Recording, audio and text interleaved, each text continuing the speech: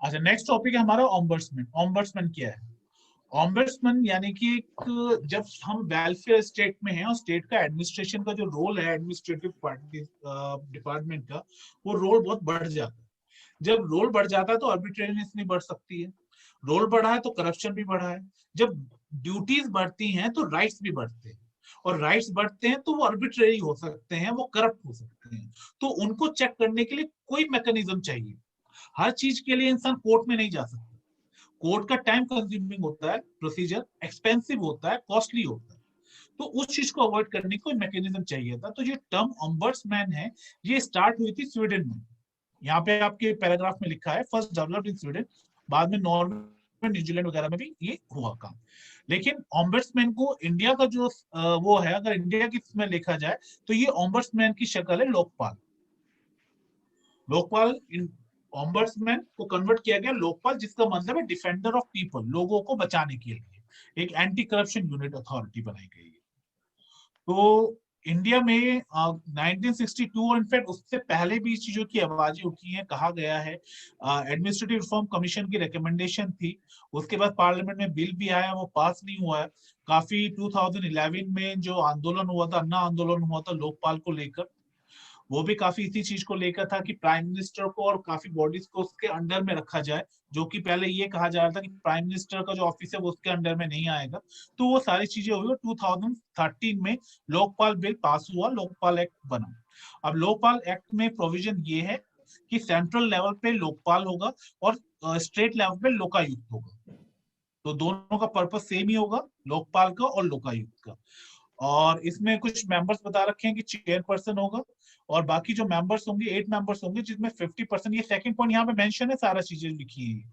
Judicial member होंगे, 50% administrative members होंगे। और जो एडमिनिस्ट्रेटिव मेंबर्स होंगे उसमें एससी एसटी होगा, ओबीसी, माइनॉरिटी और वुमेन का कॉम्बिनेशन होगा।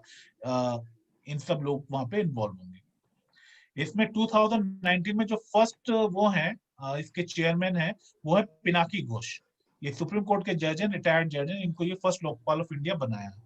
इसका ऑफिस जो आपका बसंत कुंज में मिल जाएगा, इसकी वेबसाइट पे जाओगे आप तो आपको प्रोसीजर मिल जाएगा। अगर कोई करप्शन से रिलेटेड मैटर है तो गवर्नमेंट के हिसाब खिलाफ कोई आपको कंप्लेन करनी है कि, और आपके पास कुछ लगता है, कुछ आपके पास फैक्ट्स हैं और बेसिस है, तो वहां पे फॉर्मेट भी दे रखा है कि कंप्लेन कैसे करनी है। वहां पे उसके मेंबर्स कौन कौन है वो भी दे रखा है। ऑफिस का एड्रेस दे रखा है कि आप बाय पोस्ट भी भेज सकते हैं, ईमेल के थ्रू भी भेज सकते हैं, और फिजिकल भी वहां सबमिट कर सकते हैं। बसंत कुंज में इसका ऑफिस है। लोकपाल की वेबसाइट पे आप विजिट करोगे तो इसके बारे में और आपको चीजें क्लैरिफाई मिल जाएंगी। लेकिन जितना यहाँ पे लिखा है लोकपाल के बारे में, ऑम्बर्स के बारे में, वो आपके क्वेश्चन के एग्जामिनेशन पॉइंट ऑफ व्यू से सफिशिएंट है। सर ये लोकपाल को 20 लेकर मार्क का तो ऑम्बर्स नहीं आता ना क्वेश्चन इसका? क्या 20 मार्क्स का क्वेश्चन तो नहीं आता ना लोकपाल पे? आता नहीं है, लेकिन आ भी जाए तो क्या प्रॉब्लम है? अब आ भी जाए तो आप एक चीज देखो, अगर लोकपाल पे क्वेश्चन आ गया 20 मार्क्स का, तो सबसे पहले लिखोगे इसका ओरिजिन यानी कि ऑम्बर्ट्समैन। ऑम्बर्ट्समैन की हिस्ट्री आप इतनी यहाँ पे लिख दोगे।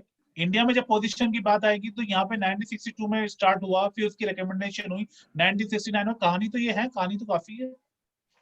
लोकपाल फिर ये है, लोकपाल क्या है, क्यों है, किस लिए है, अन्ना आंदोलन में जो चीजें हमने देखी है, सुनी है, वो सारी आप कहानी यहाँ पे लिख सकते हो।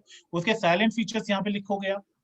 साइलेंट फीचर्स लिखने का तरीका ये होता है, जो चीजें आपको पता है ना उसके बारे में, पहले तो उससे आप ये समझो कि बच्चे को समझा रहे हो, तो आपके बारे में, उसके बाद में, उस टॉपिक के बारे में जितनी सारी चीजें आपको मालूम है, सारे को पैराग्राफ में लिखो, फिर उसको कैटेगराइज वाइज करो।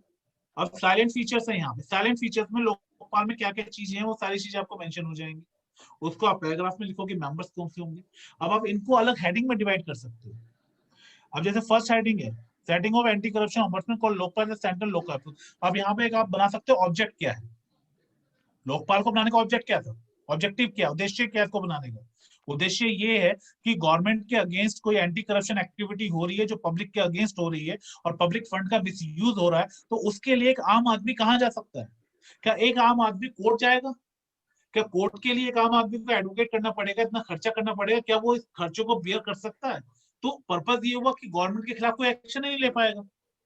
तो ऑम्बर्समैन लोकपाल जो बनाया गया है उसका पर्पस है कि गवर्नमेंट के ऊपर एक चेक लगाना, कंट्रोल लगाना, और आम आदमी हाथ के नॉर्मल एक छोटे से आदमी के ऊपर, एक गरीब आदमी भी इसके पास तलवार है कि वो गवर्नमेंट पे वो कर सकता है, अटैक कर सकता है अगर गवर्नमेंट गलत जा रही है। तो यही हमारी डेमोक्रेसी है। डेमोक्रेसी का पर्पस क्या है? तो लिखने को तो आप बहुत कुछ लिख सकते हो। पहला पॉइंट हमारा ऑब्जेक्ट का है, ऑब्जेक्ट पे आप चीजें लिख सकते हो। दूसरा पॉइंट है कॉन्स्टिट्यूशन, यानी कि लोकपाल का जो ये लोकपाल बनेगा वो कॉन्स्टिट्यूट कैसे होगा, उसमें कौन कौन लोग होंगे। उसमें चेयरमैन होगा, पहली चीज। मैक्सिमम 8 मेंबर्स हो सकते हैं।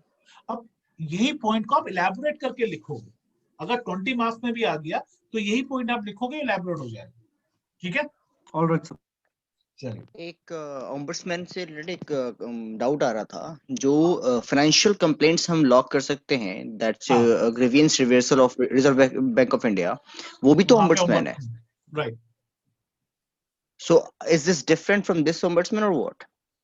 Purpose is same, objective is same, okay, but this is different and that is different. Ombudsman जो आपका फाइनेंशियल इंस्टीट्यूशन में होता है, रिजर्व बैंक में, उसमें ऑप्शन दे रखा होता है और गाइडलाइंस भी है कि हर बैंक को वो लगाना होता है। उसका पर्पस भी ये है कि अगर जो ग्रीवेंसेस हैं कंज्यूमर्स की, बैंक के उसकी, तो बैंक के अगेंस्ट वो वहां पे चला जाए। कोर्ट में जाना एक लेंथी प्रोसीजर है, तो वो जो इशू यहाँ रिजॉल्व हो सकते हैं वहां पे रिजॉल्व हो जाए। फिर भी वहां के ऑर्डर से सेटिस्फाइड ना हो तो कोर्ट जा सकते हैं। ऑब्जेक्ट सिमिलर, ठीक है।